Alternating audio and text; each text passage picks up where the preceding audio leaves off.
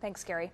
It's been 100 days now, and President Obama is still polarizing in our state. In today's Your Vote Counts, what you have to say about his fourth primetime address. Here's Scott Mitchell. The President of the United States held his fourth primetime press conference. I think he's going to get an Academy Award. Well, he's getting some riding time, that's for darn sure. Didn't Bush only have 4 in 4 years, or did he have 3 in 4 years? It's part of his strategy. Okay, let's go and see what News 9 viewers said about the President's performance last night. Kate from Stillwater, I'm grateful we have an active, intelligent President. During these times, he has begun to restore our reputation. And then there's the next one, which is Susie from Midwest City. President Obama is doing an incredible job of trying to resolve a lot of critical issues. Richard, this guy is connecting with the American public, and Richard's going. I mean, Randy's going to say he's bamboozling them, but the fact is that this guy's connecting. Absolutely, he's connecting. Here's a fact, folks. My friend over here can laugh all he wants. He thinks it's a joke. It's not a joke. His Republican Party is beginning to go into tank, i.e. Alan Spector of Pennsylvania. We are in red America, but here in red America, 50% of Oklahomans now are in favor of Barack Obama. $2.3 billion of stimulus is coming to this budget because my friends over here on the right have got the budget all so screwed up that thank God Obama is the president. He's intelligent. He inherited a crap pie from the previous president. Thanks God he is intelligent, because the last president, we were questioning. You know where I'm going with that one, folks. Thank God he is the president in this time of need. And you say bamboozle.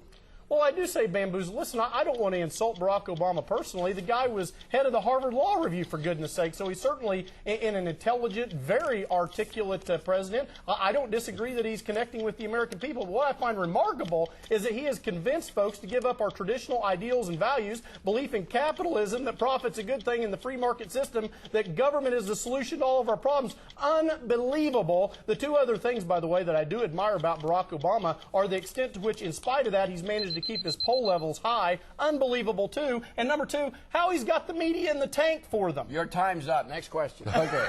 All right, let's go to the Obama no, folks. Look, here's some of what our viewers said. Unbelievable. 100 days and more new debt than all the debt in the history of the U.S. Now a gas tax. And our next one, the next person who says don't like Obama, Lonnie from Enid, I think he's doing a sorry job. Okay, so, Randy, here's the question. Now I'll take it away. Well, now we're on to something. I mean, the truth of the matter is that he has bamboozled the American people. I mean, listen, this guy's run up more debt in 100 days, the largest debt in the history of our nation.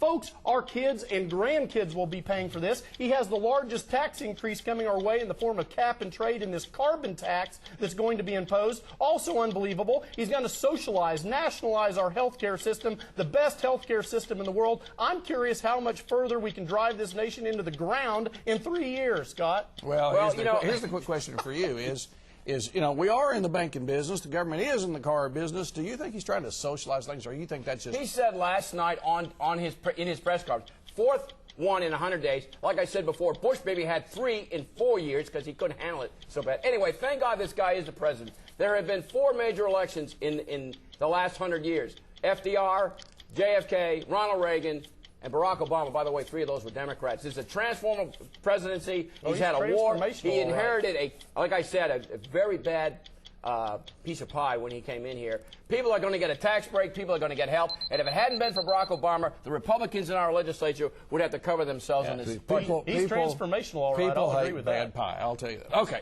let's turn to the state issues. The budget, we were talking a couple weeks ago about maybe going to special session.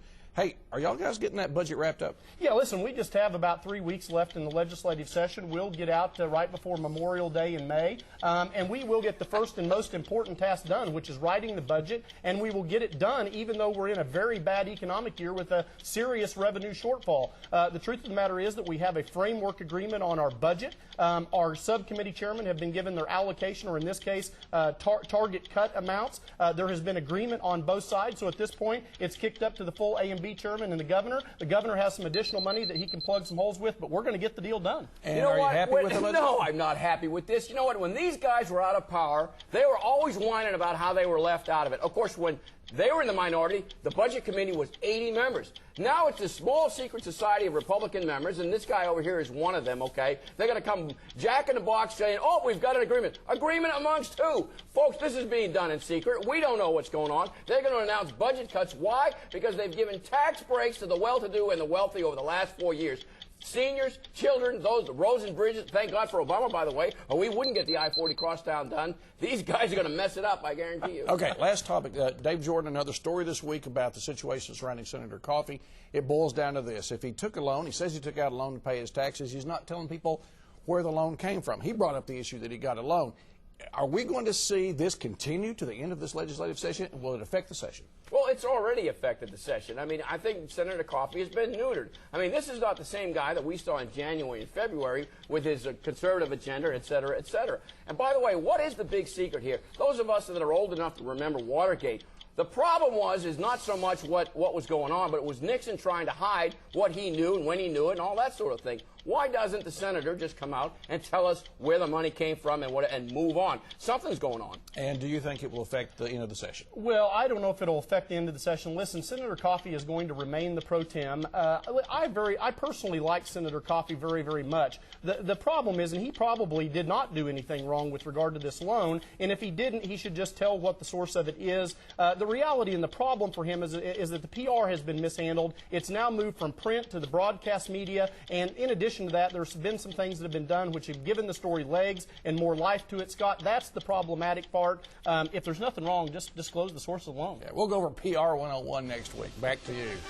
Some people are not listening.